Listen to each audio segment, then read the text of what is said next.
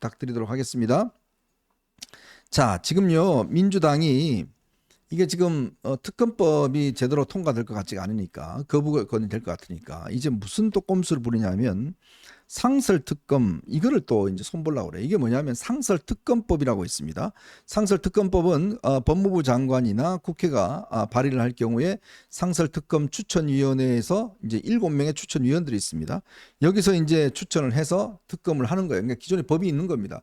이거는 이제 예를 들어서 필요하면 그냥 할 수가 있는 거예요. 할 수가 있고 이거는 뭐 대통령 거부권 행사가 안 됩니다. 왜냐하면 현재 상설특검법이라는 법 자체가 있기 때문에 이 요건에만 맞으면 특검을 할 수가 있는 거예요. 그러다 보니까 이 최상병 특검을 아예 상설특검법으로 하겠다는 건데 문제는 뭐냐면 이 특검법에 추천위원이 있습니다. 7명의. 여기에 당연직으로 들어갈 사람이 누구냐면 법무부 차관과 법원행정처 차장, 대한변협 회장, 그다음에 국회 추천 4명인데 이렇게 되어 있습니다. 이 규칙에 따르면요.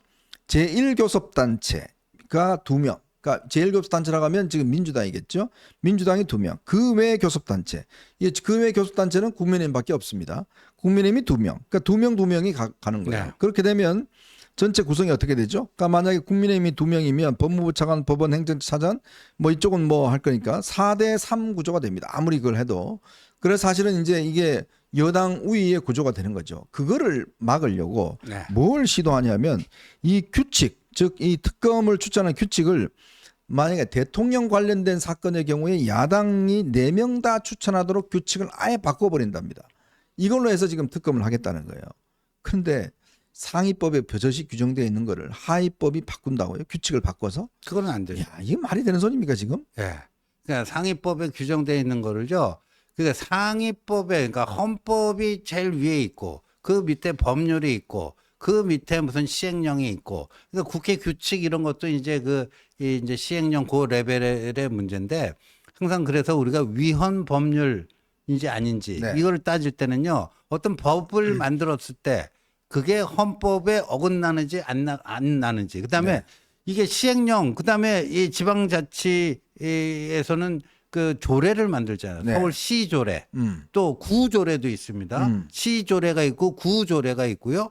근데 그 조례를 만들 때는 상위 그러니까 구조례는 시 조례의 범위 안에서 해야 되는 거예요. 네. 그 시 조례를 어긋나는 거기서 어긋나는 이거 할 수가 없어요. 그러니까 지금 이거는 그거 자체가 모순이죠. 자, 이게 이제 뭐 당 차원에서는 아직 아니다라고 이제 이야기를 하고 있는데 박주민이가 이걸 이제 주도를 하고 있는 모양이에요.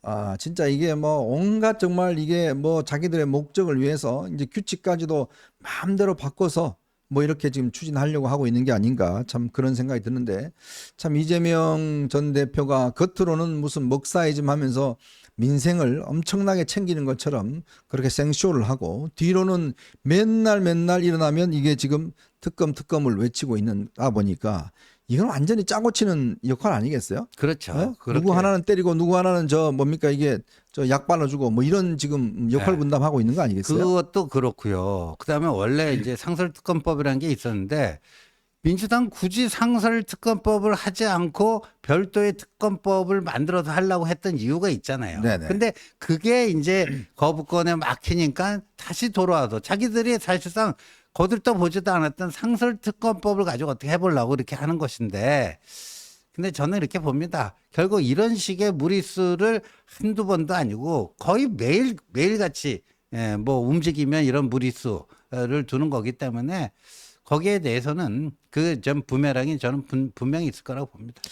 참 이게 민주당이 지금 보니까 참 이런 방식으로 통해서 지금 뭔가 하려고 하고 있는 것 같습니다. 자, 그리고 민주당이 지금 지난주에 어제 말입니다. 이게 최고위원 후보들 예비 경선을 실시를 했습니다. 13명의 중에서 5명이 탈락했는데 전현희, 한준호, 강선우, 정봉주, 김민석, 민영배, 김병주, 이현주가 통과를 했고 원에서는 정봉주 혼자만 통과했고요. 반면에 현역 의원 중에서는 이성윤이 유일하게 탈락을 했습니다. 그리고 또 친명이라고 하는 김지호도 탈락을 했습니다. 참 이성윤 이번에 박상용 부장검사 이거 한 건 하려고 그랬는데 완전히 지금 이 잘못 헛짚은 게 되니까 아마 당원들도 알아봤던 모양입니다. 이렇게 오늘 탈락했다는 소식이 들어와 있고요. 자, 지금 또 이재명 전 대표가 지난 출마 선언문에서 종부세를 없애겠다, 뭐 상속세 뭐 완화하겠다, 뭐 등등 하니까 지금 친문 세력들이 이걸 가지고 지금 반발하고 있어요. 네, 김두관을 그거는 중심으로. 네, 민주당의 정체성을 부정하는 것이다. 네. 민주당의 정체성을 부정하는 것이다. 근데 아마도 친노친문이 뭐 모일 수 있는, 뭉칠 수 있는 그런 모멘텀을 제대로 찾지 못하고 있다가 네.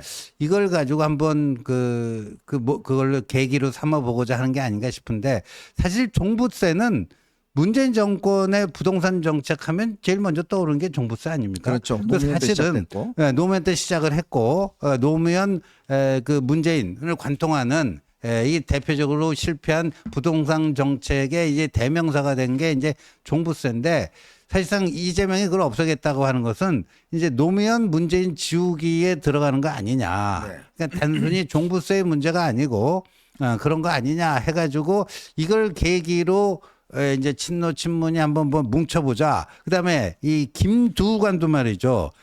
김두관도 지금 대항마로 나오면서 자기 뭔가 이 이슈 파이팅 할 수 있는 게 있어야 될 거 아니에요. 거리가. 그걸 이걸로 잡는 것 같아요. 네. 이걸 자꾸 계속 펌프질하고 키워가지고 뭐 좀 득표를 해보자. 그런 계산 같습니다. 네. 참 기가 막힙니다. 이게 뭐 해보자고 하는 것 같은데 잘 안 될 겁니다. 뭐 이렇게 하는 것 자체가